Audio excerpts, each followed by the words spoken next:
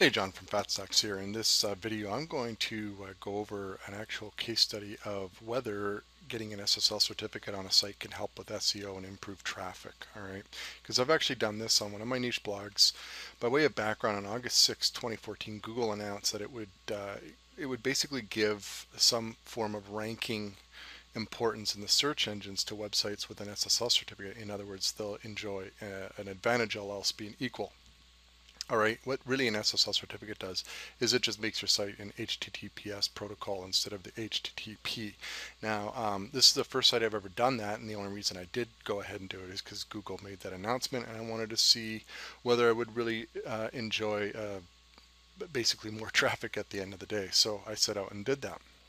So the short answer is yes, it did increase website traffic, but the long answer, it's also cost me a lot of money. So I'm going to go through both of those. All right. So first, let's take a look at the traffic before and after. All right. So August, Google makes the announcement. I jump out, I get a consultant, do a bunch of stuff. First time I ever did it, so I wasn't really sure what I was doing. And finally, on August 28, I flipped the switch, and as you can see, there was quite a decent bump in traffic. Now, can I say conclusively that this SSL certificate caused this increase in traffic?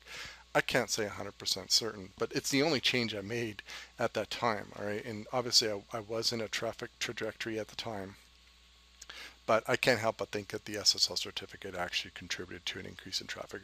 It would probably, if I sort of put an average increase per day on it, we're looking at something around anywhere from 700 to 1200 visits per day increase in organic search traffic. So it was a significant bump. I noticed it very, very quickly. Okay, now the trajectory has slowed since then, really. So long term, I don't know. We'll see. But anyways, I suspect that the SSL certificate did give me a ranking advantage.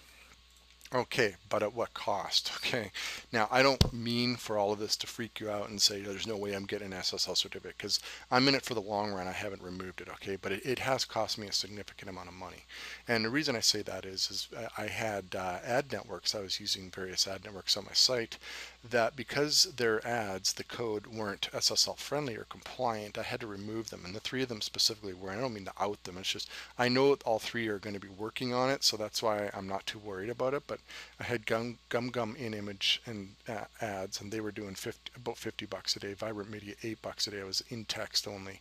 And then the new Amazon CPM ad network, it was $5 to $8. Hard to say. It could have been more, because I really only ran that for about a week because it wasn't compliant. It was brand new at the time. But overall, you add this over a month, and we're talking over $1,500 a month, and that was lost. Okay.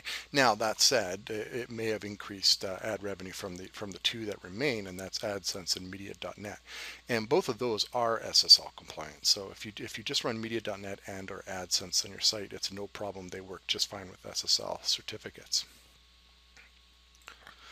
So why do I still have it? Well, for two reasons, really. Because I'm not one of those people who, just because I went through the work and the upfront costs, that I'm going to stick with it just on that basis. I actually have reasons I'm sticking with it despite the lost revenue. And the one is, I think that Google's going to continue increasing the ranking importance of SSL certificates down the road. That's just a bet. I could be wrong. Google might come out and say, well, you know what? We're actually going to reverse that and give them no importance. In which case, it was all for nothing.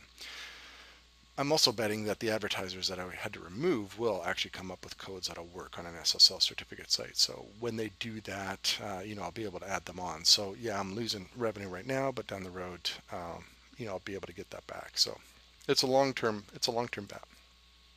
So just a few technical issues. Now I want to keep in mind, okay, first off, when I was doing this whole SSL certificate, I also migrated a lot of my media over to Amazon CloudFront, and I hired a consultant for that, and he had to deal with that as well as dealing with the SSL certificate. So we had a complicating issue during the installation, which you probably won't have. It just turned out that I was doing everything at the same time. But anyways, I ended up purchasing from DigiCert. It's called a high assurance SSL certificate.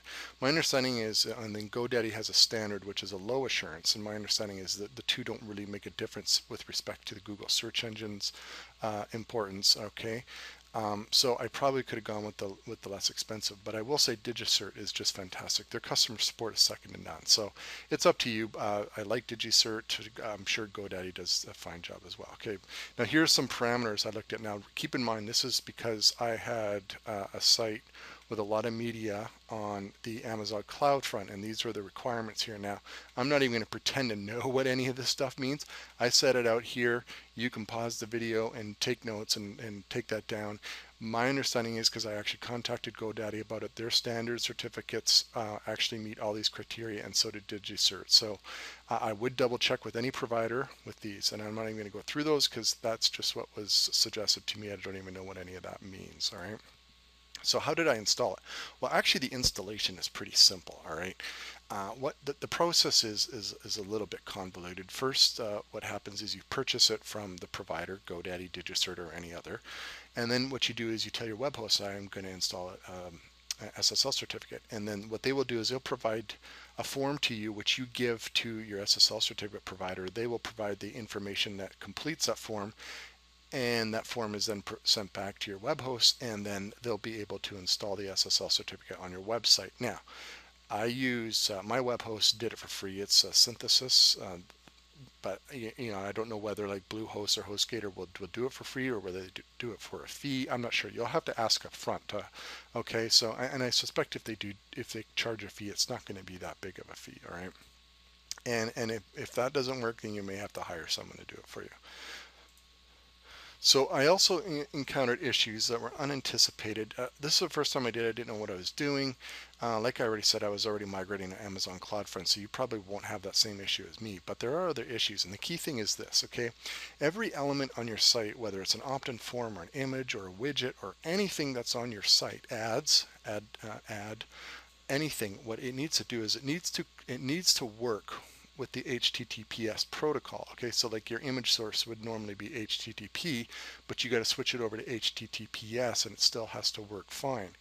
And if you have one element, one image, or one form on your site that's not HTTPS, what happens is it's going to render that whole page not secure. Okay, and that defeats the whole purpose. So basically, it's trial and error to figure out what exactly if it's not showing up as a secure page, what exactly is causing that, and it's trial and error to figure out all of that. Okay, and I spent some time doing that, and then I learned of a cool little nifty trick with the keyboard. Now, if you're on your web page and it's not secure, what you do is you press Control Shift J at the same time, and a little panel will show up, and it'll tell you exactly which items on your page are not secure, and that takes a lot of the guesswork out of it. And you can go back and you can change those. Now, I had to remove some stuff off my site. I had to remove Aweber Forms, and I just went with Lead Pages only because Lead Pages is secure, thankfully.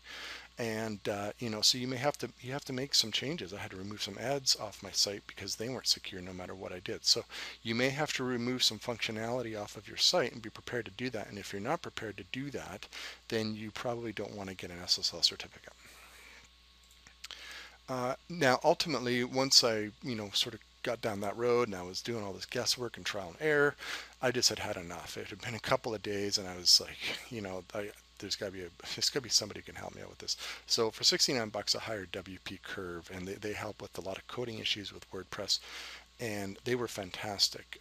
It's a recurring type subscription thing, but I just canceled once the job was done. So they did a great job. You can of course do it yourself, but if you just want somebody to go through and make everything secure on the site, hire them. They did a good job. They didn't screw anything up, and it did take them about a week because it was a lot of back and forth, but I was just happy they did the job right. So after all that, I increased my traffic. Yes, it cost me a fair amount in lost revenue. Yes, it was a fairly frustrating process. I think it took about 2 weeks in total with an upfront cost. Would I do it again? Yeah, yes, I would. I think in the long term, in terms of organic search traffic, it's going to continue improving and give me an advantage within my niche. I also believe that the advertisers would get up to speed and provide SSL-friendly ad codes. So I think for those reasons, I'm going to stick with it. Now, the question, if I put it a different way, if I were to start, let's say, another site in a different niche, would I start it off with an SSL certificate right off the bat? I don't think I would. I think I'd start without it, and if the site's a big success and I have additional revenue and profits to use to switch it over to SSL, then I might consider it down the road. So if you're just starting a site, I don't know if I would recommend it. It's really up to you. It's your call. It's it's one of those 50-50 things. So interestingly, I've noticed that a lot of websites on the web have not switched over to SSLs, particularly in my niches where I pay attention. It seems like just a lot of webmasters just ignored that Google announcement. Maybe they're waiting and to see what happens, whether it actually does really help with search engine rankings, and then maybe they'll switch over. I don't know, but it's not like there was this massive migration over to it. So I was the one who just decided to do it. I figured, why not? Google's telling me, hey, you're going to get a search engine ranking boost if you do this. I figured, why not? Anyways, that was my experience with the SSL certificate. Hope you find it helpful, and just all I have to say is I kind of jumped into it. And I think, think about it, do your research, think carefully about whether you really want to go down this road, because it wasn't as easy as I had hoped or anticipated.